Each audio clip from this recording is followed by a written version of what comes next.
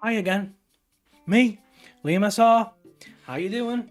Today I found you something lovely, something delicious, something tasty. I found some coincidences alongside my creepy like facts video did quite well. So I thought coincidences. That's really hard to say. Coincidences are like sort of along the same road, same vine, same kind of thing. So I'm gonna do it for the vine and find some coincidences for you. So, without further ado, let me start now. A meteorite hit the Comet family home. National Geographic reports that your odds of being killed by a meteor are 1 in 1,600,000. So the odds would seem almost impossible that a meteorite which had been flying through space for more than 4.5 billion years without hitting a single target would hit the home of a family with the last name Comet, which is obviously another word for a meteor. According to the Time, in a bizarre case of cosmic synchronicity, that's a hard word. That's exactly what happened to one family in France. Thankfully, nobody was hurt, and the Comet are now the proud owners of their own extremely rare extraterrestrial rock. So if you can smell what that rock is cooking, it's probably because it's in the Comet's kitchen, under the stove, because it flew through the ceiling. An engaged couple discovered that their parents once almost married one another. As told in an episode of NPR's This American Life, titled No Coincidence, No Story, Stephen and Helen Lee had just gotten engaged when they had found a shocking family discovery. Whilst looking through family photos during their engagement party in New York, they realised that the bride's mother and the groom's late father had nearly gotten married in Korea in the 1960s, but moved on to other relationships because their parents disapproved of the relationship and marriage. But incredibly, the two loves of Lee's father life from two different sides of the world, no less, now share grandchildren. So basically, imagine this. Imagine you're like, oh yeah, that's my dad. She's like, that looks like a guy that nearly married my nan.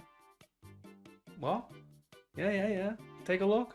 And it's your dad. You'd be like, Dad, you dirty dog. You dirty, dirty man. One woman survived the Titanic, Britannic, and Olympic shipwrecks. Violet Jessup was a nurse and ocean liner stewardess who earned the nickname Miss Unsinkable by surviving both the accident of the Titanic in 1912 and its sister ship, the HMHS Britannic, which met the same fate 4 years later. Jessup was also reported on board the third boat, the RMS Olympic, when it hit a warship, but fortunately the Olympic managed to stay afloat regardless of the wreck. So imagine you're getting on a boat, you've heard about this lady, Miss Unsinkable, and you pay for a nice expensive cruise. You're like, yeah, you saved up for years. You get on, you're like, oh, nice to meet you, love. What's your name? Hi, my name's Miss Jessup, Violet Jessup. You're like, who? The first and last soldiers killed in the very first World War are buried next to each other.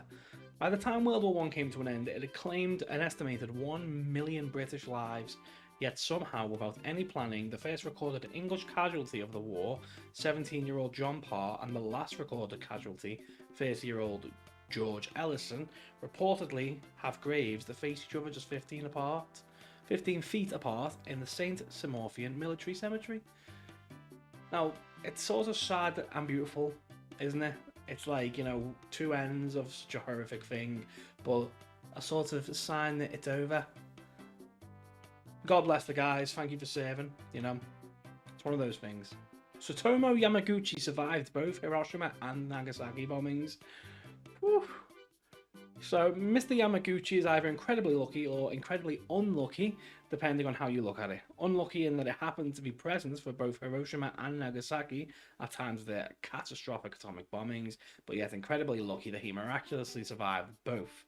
Yamaguchi reportedly fled Hiroshima in search of safety, winding up in Nagasaki only to see a second flash of white light that would cover over half his body and burns from the radioactive ash. Yamaguchi is the only person recognised by the Japanese government as having survived both bombings.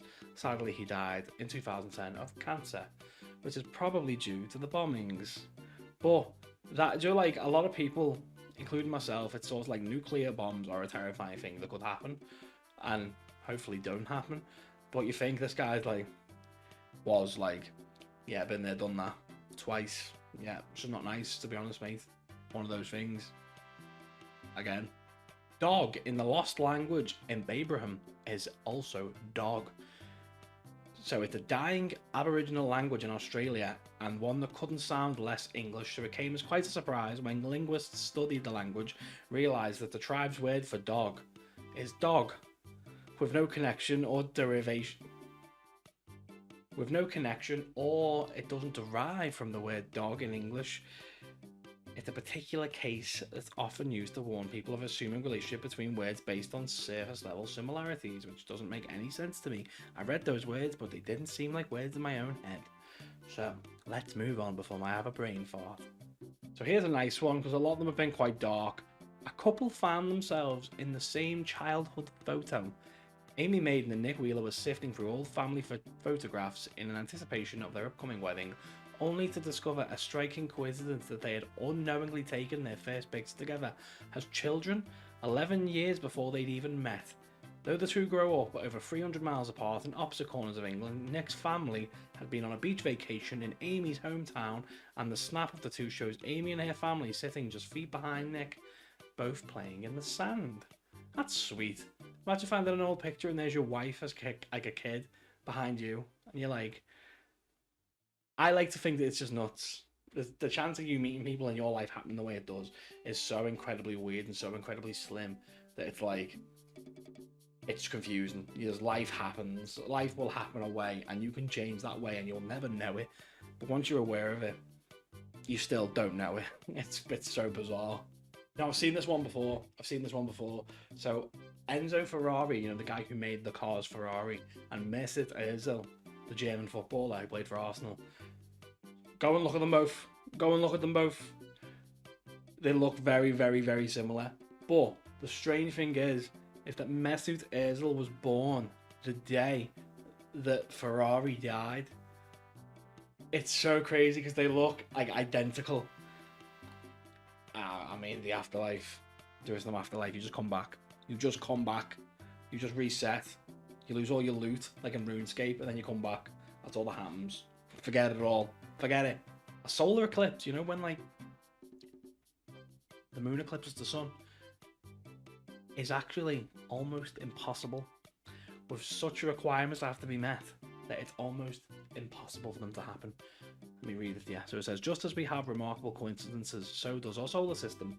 The total solar eclipse is such a strange and unlikely occurrence that throughout history, it's been interpreted as a paranormal omen and mythology.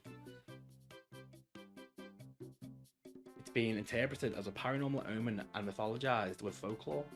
Though the sun and moon are very different sizes, the phenomenon is able to take place because the sun is about 400 times wider than the moon, but also 400 times further away, making the two appear the same size. According to live science, if the sun were any bigger or the moon were any further away, we would likely never be able to see a solar eclipse because they wouldn't block each other's view. Isn't that crazy? Well, what else is crazy is that I'm going to say goodbye to you right now. So my name's been Liam SR. Thanks for watching. I hope these coincidences have blown your mind. If they did, blow the like button, not sexually, and make sure to hit the subscribe button too. Comment which was your favourite. I'll catch you guys later. Thanks for watching. Bye bye bye bye bye bye bye bye bye bye bye bye.